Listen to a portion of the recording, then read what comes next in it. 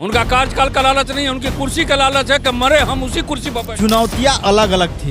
पत्रकार बंधु हैं, आप बात समझिए, वह परिस्थिति था चुनौतियां। कोई माई का लाल तेजस्वी यादव को मुख्यमंत्री बनने से 2025 में नहीं रोक सकता।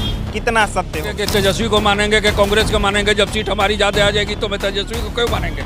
हमारा पार्टी मुख्यमंत्री बनेगा। सम्राट चौधरी के पिताजी भी थे क्या उस टाइम लूटने के टाइम? ये भी सम्राट चौधरी को देखना चाहिए। महिलाएं, इसलिए ना महिलाओं के स्टेज पर अभी अमित शाह जी आए थे तो क्या देख नहीं रहे थे? उनका डायलॉग क्या कर रहे थे? 2005 के पहले न सड़क था, न बिजली था, न पानी था।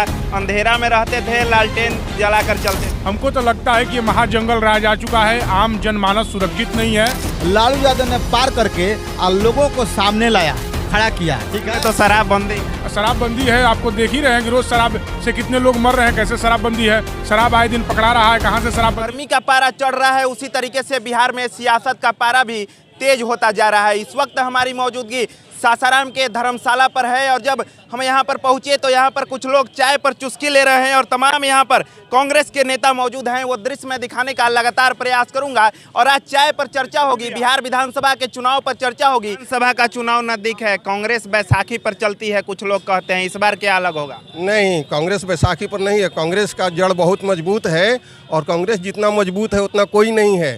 कांग्रेस के भरोसे ही सब कुछ चल रहे हैं। नीतीश कुमार और एनडीए के लोग कह रहे हैं 2025 225।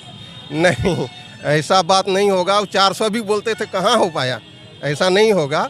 इस बार गठबंधन की सरकार बिहार में बनने जा रही है। बहुत मजबूत स्थिति में गठबंधन है और नए नए जो जिला अध्यक्ष जितने भी आए हैं इस बिहार प्रदेश में, उनकी भूमिका बहुत अच्छी रहेगी और पार्टी सक्रिय होगी। आने के बाद हम लोग फैसला करेंगे कि तेजस्वी को मानेंगे कि कांग्रेस को मानेंगे। जब सीट हमारी ज्यादा आ जाएगी तो मैं तेजस्वी को क्यों मानेंगे?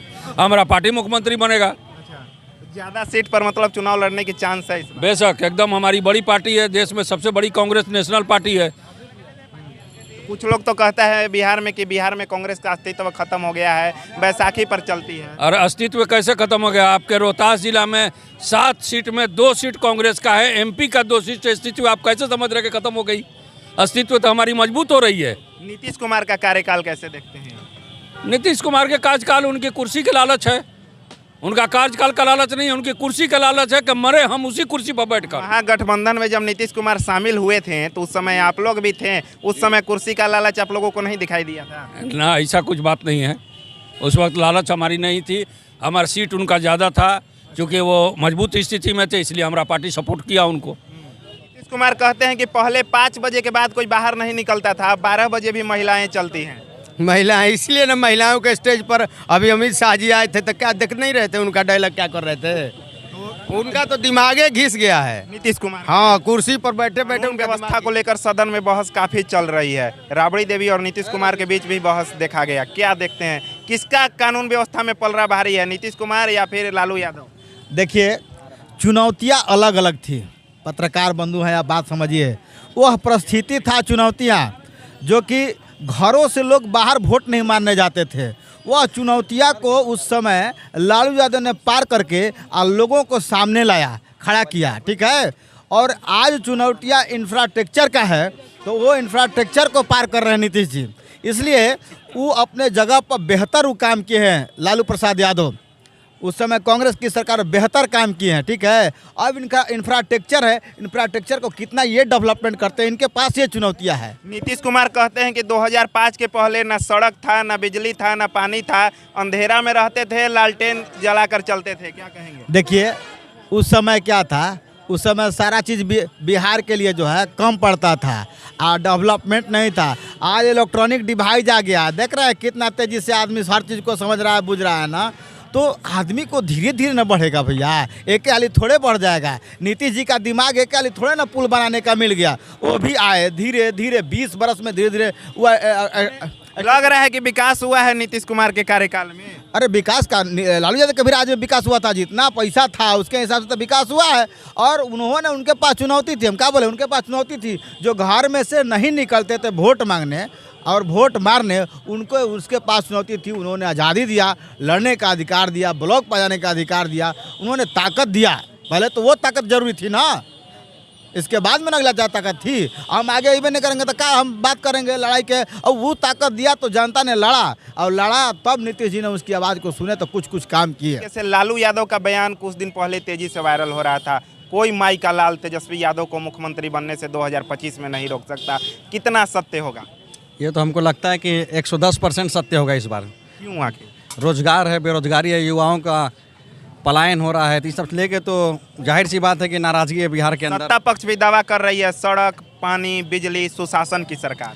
सत्ता पक्ष सिर्फ एक चीज़ दावा कर सकती है, नफरत फैलाने का दावा वो कर रही है, मंदिर मस्जिद पर लड़ाने का वो दावा कर रही है। बस उनके पास यही मुद्दा है और उनके पास कोई मुद्दा नहीं है इसके सिवा। लालू यादव पर भी जातिवाद का आरोप लगता है। कहाँ जातिवाद का आरोप है? आपको देख लिए प्रदेश अध्यक्ष उनके जगदानंद सिंह जी हैं। परिवारवाद का आरोप लगता परिवारवाद आपके बीजेपी में परिवारवाद नहीं है। है। घेरते तो लालू यादव को ही सब है। तो जो बड़ा नेता होगा, जिनसे उनको डर होगी, उन्हीं को ना वो घेरेंगे।